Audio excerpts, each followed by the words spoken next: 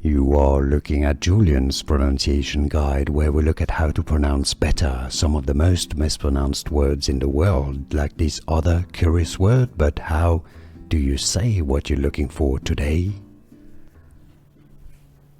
Let's learn once and for all how to pronounce this word from Spanish.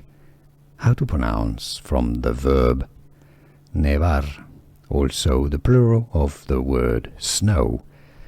In Spanish it's pronounced as nieves. Now in Spanish from Spain the V is pronounced like a B, alright? Nieves, nieves. Now in some Spanish speaking countries the V may be pronounced more like a V. Nieves, nieves, alright? I've heard other videos say it's pronounced nieves.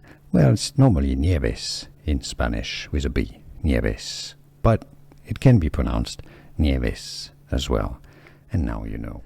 Here are more videos on how to pronounce more confusing words and names too many mispronounced. Like this video if you found it useful. I appreciate your support. I'll see you soon and thanks for watching.